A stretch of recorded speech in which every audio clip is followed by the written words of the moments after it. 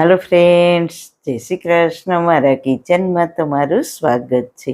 આજે આપણે બનાવીશું કાઠિયાવાડી વઘારેલો રોટલો. આજે આપણે એકદમ ઢાબા સ્ટાઇલથી બનાવીશું ને ફક્ત 5 જ મિનિટમાં બનીને તૈયાર થઈ જશે અને ટેસ્ટમાં તો ખૂબ જ સરસ લાગે છે. તો આ વઘારેલો રોટલો લગભગ ઘરમાં બધાને ભાવતો જ હશે. તો ચલો એકદમ ચટપટા સ્વાદ સાથે રેસીપી શરૂ કરીએ. રેસીપી સ્ટાર્ટ કર્યા પહેલાં જો તમને મારી રેસીપી ગમતી હોય ને હજુ સુધી ચેનલને સબસ્ક્રાઈબ ના કરી હોય તો પ્લીઝ સબસ્ક્રાઈબ કરજો અને બાજુમાં આપેલ બેલ આઇકન પ્રેસ કરજો એટલે નવી નવી રેસીપીના નોટિફિકેશન મળતા રહે. વાળના તમામ પ્રકારના પ્રશ્નો સોલ્વ કરતું 42 જડીબુટ્ટીઓથી બનાવેલું ઔષધિ તેલ જે અમે લોકો જાતે જ ઘરે તૈયાર કરીએ છીએ, કોઈ પણ કેમિકલ્સના ઉપયોગ વગર, બિલકુલ નેચરલ છે. 42 જડીબુટ્ટીઓ ભેગી કરીને લોખંડની કડાઈમાં ઔષધિ તેલ તૈયાર કરવામાં આવે છે. જો તમારે ખરીદવું હોય તો તેના ઓર્ડર અમે લઈએ છીએ.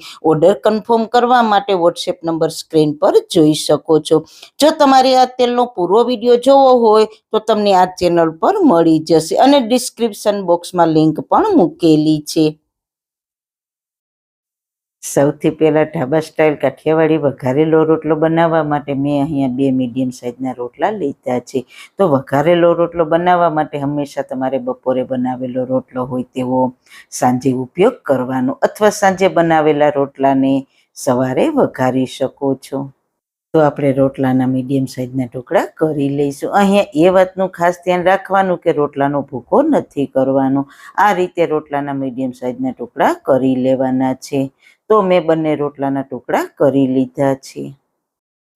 હવે રોટલાને વઘારી લઈએ. તો પેનમાં 2 ટેબલસ્પૂન તેલ ગરમ મૂકીશું. તેલ ગરમ થાય એટલે તેમાં 1 ટીસ્પૂન રાઈ મેથી. રાઈ મેથી અને જીરાથી આ રોટલાનો વઘાર તમે કરો તો સ્વાદ ખૂબ જ સરસ આવશે. ત્યારબાદ 1 ટીસ્પૂન જીરું ઉમેરી દઈએ. પછી 8 થી 10 મીઠા લીમડાના પાન, 1 ટીસ્પૂન આદુ મરચાંની પેસ્ટ, ½ ટીસ્પૂન હિંગ ઉમેરીશું અને 1 લાલ સૂકું મરચું ઉમેરીને બધા જ મસાલાને સારી રીતના મિક્સ કરી લઈએ. આ સ્ટેજ પર તમારે લસણની પેસ્ટ અને ડુંગળી ઉમેરવી હોય તો તમે ઉમેરી શકો છો. તેનાથી ખૂબ જ સરસ ટેસ્ટ આવશે. મસાલા સારી રીતના સતળાઈ જાય એટલે 1 મીડિયમ ટમેટાના ટુકડા કરીને ઉમેરીશું. ટમેટું ઝડપથી કૂક થાય એટલે સ્વાદ અનુસાર મીઠું ઉમેરીશું. ½ ટીસ્પૂન લાલ મરચું પાવડર ઉમેરીશું અને 1 ટીસ્પૂન જેટલો હળદર પાવડર ઉમેરીને બધી જ વસ્તુને સારી રીતના મિક્સ કરીશું. ટમેટાને વધારે કૂક નથી કરવાના. થોડો ટમેટાનો ક્રન્ચી ટેસ્ટ રોટલાના શાકમાં ખૂબ જ મજા આવશે.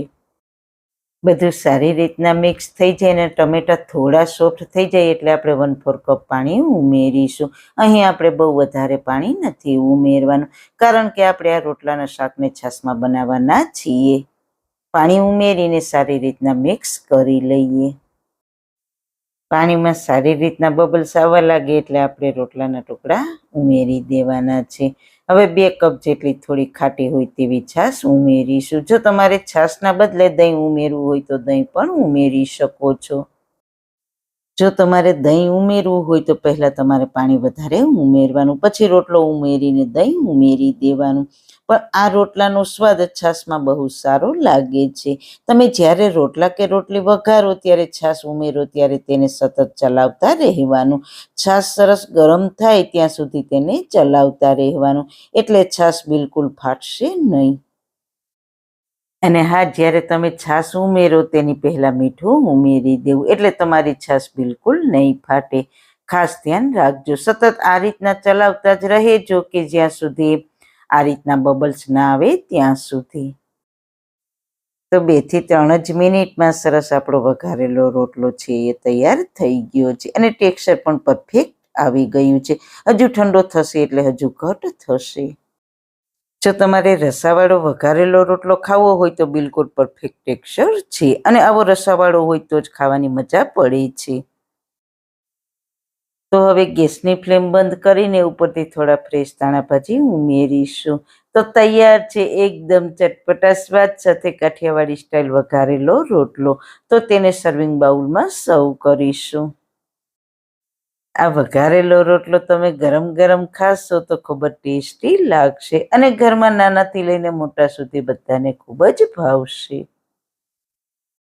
તો મિત્રો, તમને આ મારી વઘારેલા રોટલાની રેસીપી કેવી લાગી? જો સારી લાગી હોય તો તમારા ફ્રેન્ડ્સ ફેમિલીમાં શેર કરજો અને મારી ચેનલને સબસ્ક્રાઈબ કરજો. ફરી મળીશું એક નવી રેસીપી સાથે. ત્યાં સુધી બધાને મારા જય શ્રી કૃષ્ણ.